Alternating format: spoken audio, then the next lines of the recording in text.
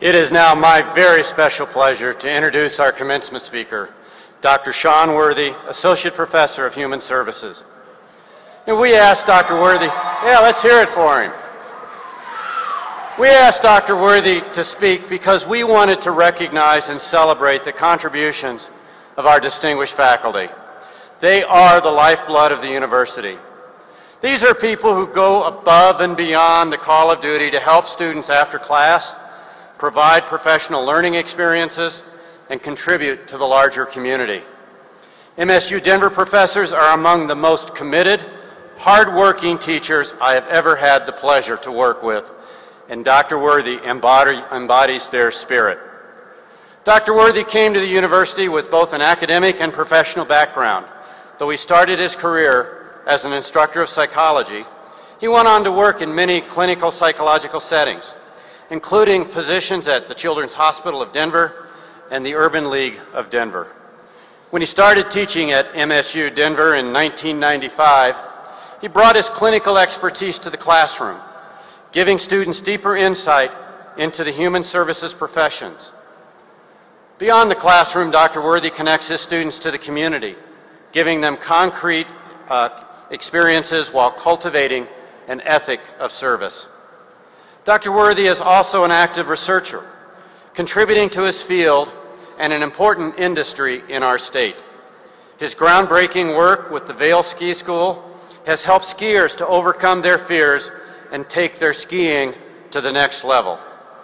These accomplishments make Dr. Worthy the quintessential MSU Denver professor, and I am grateful every day that we have so many teachers who, like Dr. Worthy, recognize the transformative power of great teaching and experiential education in students' lives. Please join me in welcoming Dr. Shawn Worthy.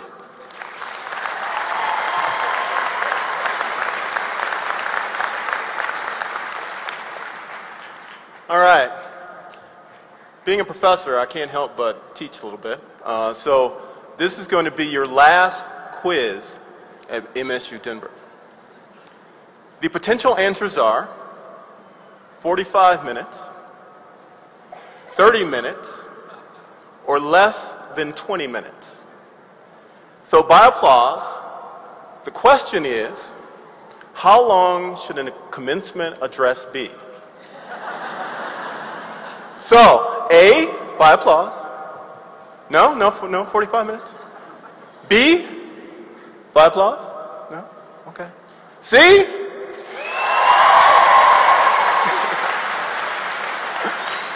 That's exactly what I thought. All right, we're on the same page. All right, I want to start off by telling you that I'm just an average dude. Just an average guy that has had a lot of amazing opportunities in my life.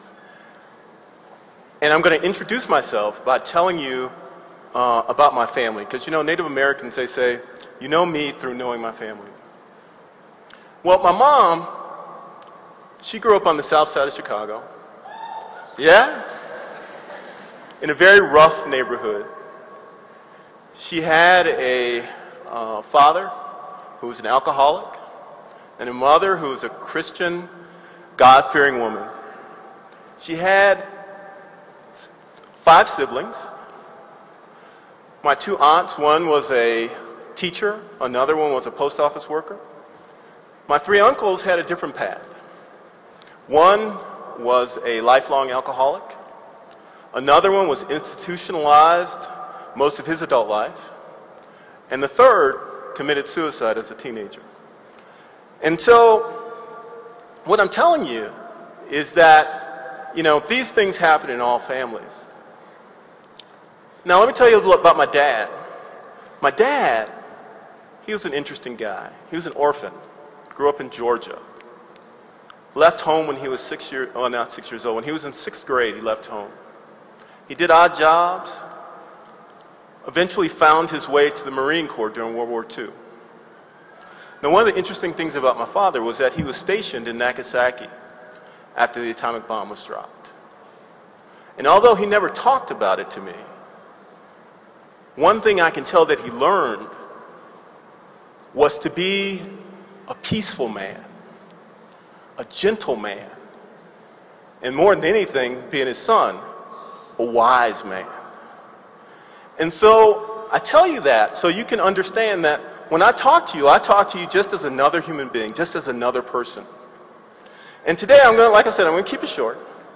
And so I'm going to talk about 3 primary principles that I think are important to me, that are important to Metropolitan State University of Denver, and I hope that are important to you.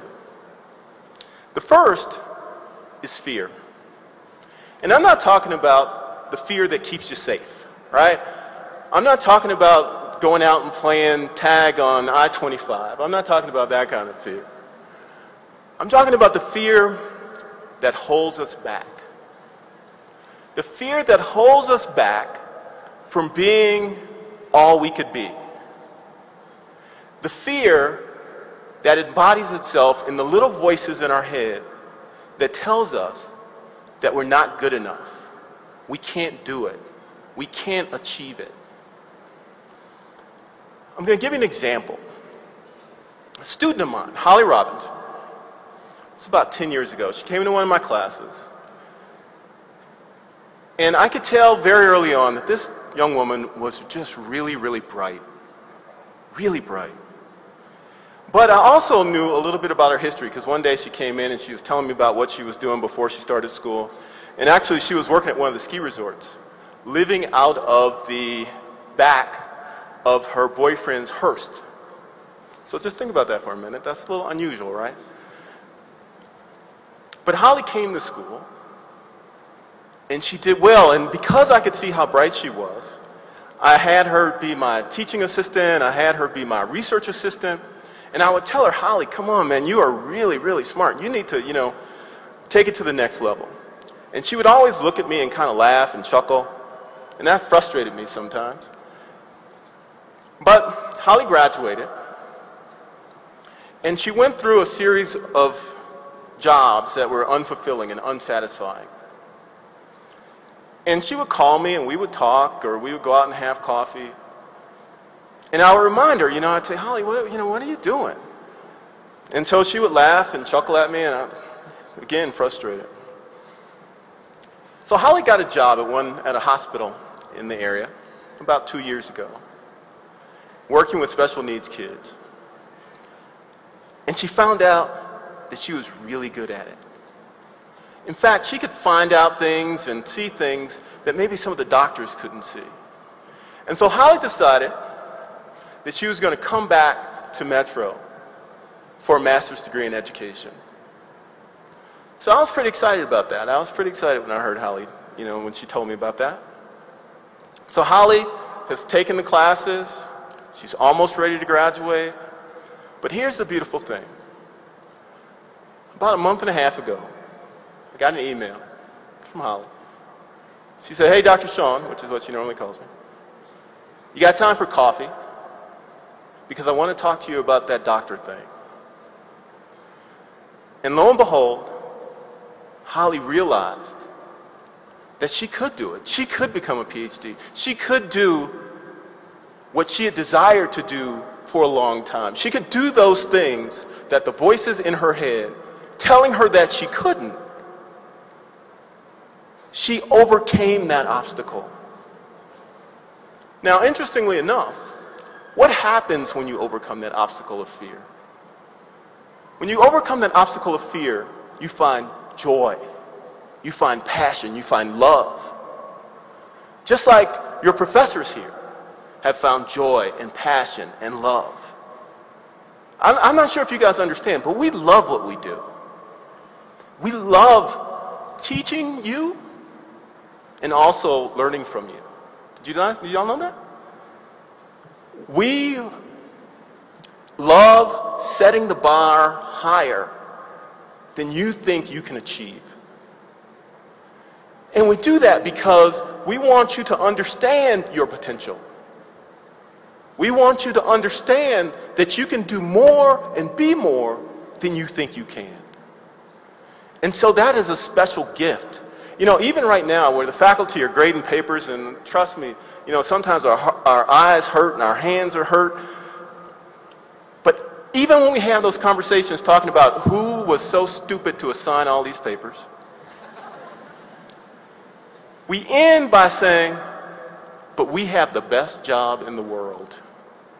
We love what we do. So,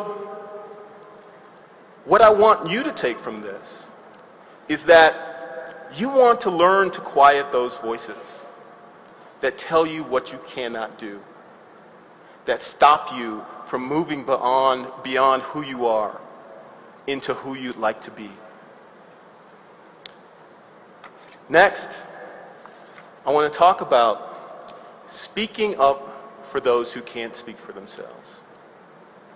Now, for those of y'all who are visually impaired, I'm a black man. And what that means, I mean, it may mean different things for some of y'all than it does for me, but what that means for me is when I was a child, and we used to take, these driving vacations across the country, and every night we'd stop at a hotel. My sister and I, we did what all kids wanted to do, right? What's the first thing you want to do when you get to the hotel? Go to the pool, right? But that was back in the day, a different day. And when we went to the pool, a lot of the other children were made to get out. You would have parents dragging their children. They'd be like, no, Mom, I want to stay, I want to stay. And they'd be pulling their kids and say, no, you got to go, Johnny. We got to get out of here. We got to. And so soon enough, my sister and I, we understood what that was all about. And it was something that we kind of laughed at eventually. We called it clearing the pool.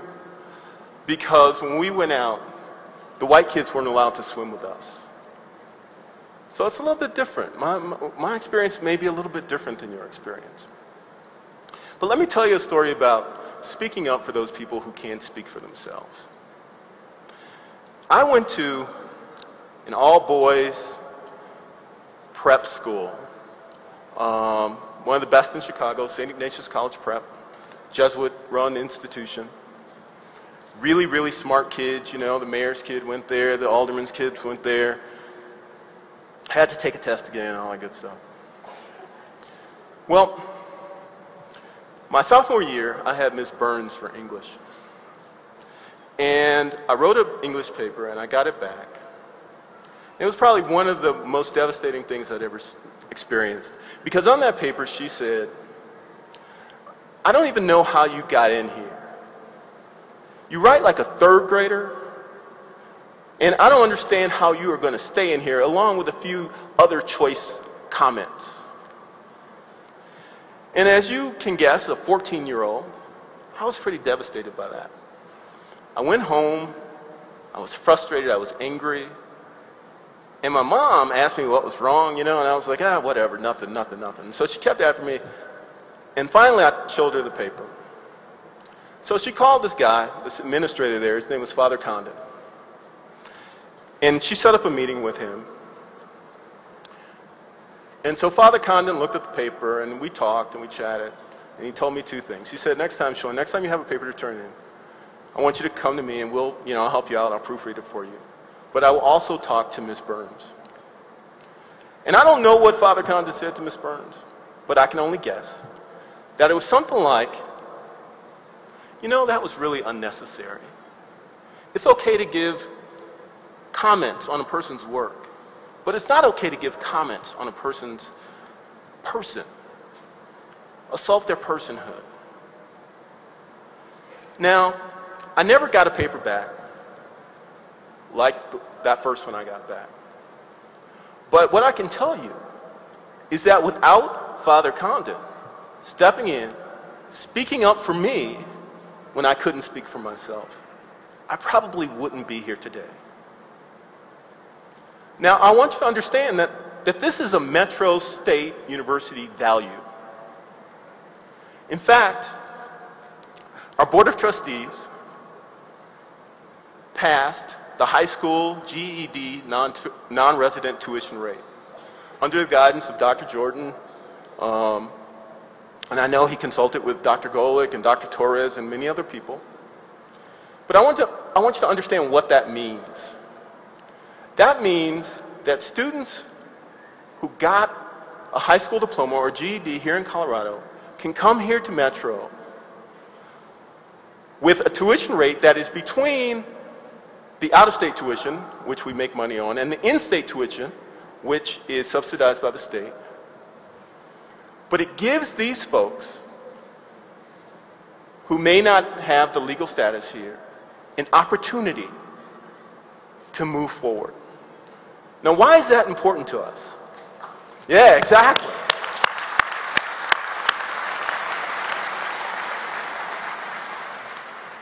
So why is that important to us? Well, because education is a rising tide that lifts all boats. Education, having an educated community, makes us better. It brings jobs, it brings higher paying jobs means more taxes, more services, all these things. And so what we want to understand is that when we speak up for those who can't speak up for themselves, it not only benefits them, it benefits us, it benefits our community, our state, and our nation. Now, to make this more clear, remember I told you my dad only had a 6th grade education, right? This is what he told me one day. He said, Shawn, I said, yeah, Dad?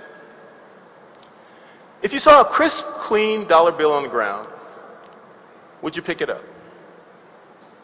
I said, sure, why not? Of course. He said, okay.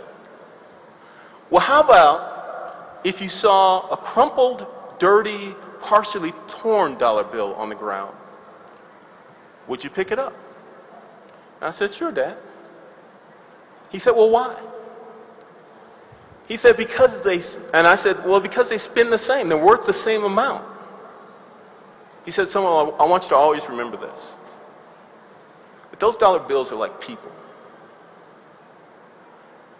We're all worth the same amount. We all have the same value.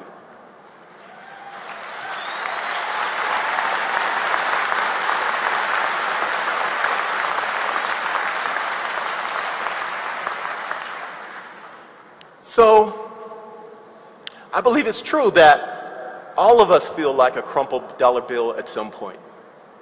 You know, whether it's a person who's experienced domestic violence, or a kid who's being bullied on the playground, or a person who's just lost their job, all of us will experience that feeling. And so it's imperative that we understand that we have to reach down and pick those people up and intercede in their lives. And as I said, it not only makes us better, it makes our community better, and our nation better, and our country better. So just remember that as Metro State University graduates, we speak up for those people who can't speak and don't speak for themselves. All right, this is the last one. You know, I was in McDonald's one day traveling with my family, and we ran into this elderly lady who was cleaning tables at McDonald's. And she said, you know, I can't tell these young people anything. I'm trying to teach them how to clean the tables, and I know there's a wrong way, there's a right way, and there's a McDonald's way. And I'm going to tell you, there's a right way, there's a wrong way, and there's the Metro way. And this is the Metro way. The Metro way is to be humble, to work hard, and to dream big. So I'm going to give you an example of what I mean by that. Our students, human services students, are you guys out there? All right. Our students are required to do an internship at the end of their experience. And in their internship, they go out and they work like 40 hours a week, almost 40 hours a week in an agency. And so at the end of that, we go out and we talk to the supervisors. And the supervisors always say, what a great job Metro students do. And so, you know, I kind of smile and I ask them, well, you know, why? And they go on to say that, you know, actually we prefer your Metro students to some of the graduate students from some of the other institutions that I'm not going to name in the area. And so again, I ask them, well, why? You know, what do you mean? And they say, well, because the Metro students, they get it. They come in ready to work. And our students deal with mental health clients, and they say, you know, they get the clients too. They relate to them well. And you know what they're really saying is that our students are the salt of the earth. Our students are the roll up your sleeve, get her done students. Right? That's right.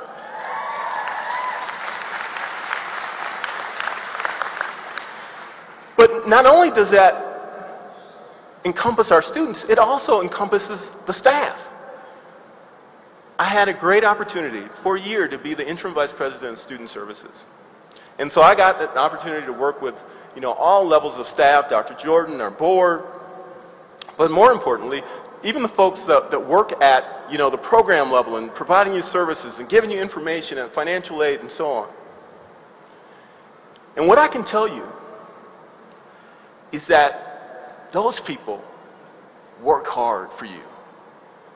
They work hard to make sure that Metro is a great experience. I don't know if we've ever used this as a slogan, but we do internally, and that is that we do more with less. Right? That's what we do here at Metro. This is a prima donna-free zone. All right, other than a few people, you know. But for the most part, it is a prima donna-free zone. And folks roll up their sleeves and they get to work. Well, how does that relate to you? In the 1980s, there were folks doing research at some of these big banking firms, and they wanted to, you know, who are the best students to hire. And they looked at all kinds of variables like school, you know, Ivy or whatever, or test scores and all kinds of stuff. And I bet you can guess what the primary variable was that they found. The primary variable was motivation. That's what makes people succeed. Motivation. So when we look at Metro State and we look around the campus, we can see people who are humble. We can see people who work hard. And we can also see people who dream big. I mean, have y'all noticed what's happened on campus? You got the hotel, the new student success building, the new fields. Yeah, a lot of stuff going on. We at Metro, we dream big and we do big things. So that's what I want from you. I want you to be humble. Work hard, which I know you do already. And dream big. And maybe even before you walk across the stage today, you can begin to plant that dream in your head, plant that seed about what you want to do next, what you think you want to achieve. And when I say dream big, I'm not talking about money. I mean, dreaming big could be having a wonderful family. Dreaming big can mean having a little community agency that takes care of the elderly. Or dreaming big can mean having a big company and making a lot of money too. So that's what I want from you. I want you to be humble, work hard, and dream big. All right, so just in summary, here's the things. Here's the three things. I'm almost done.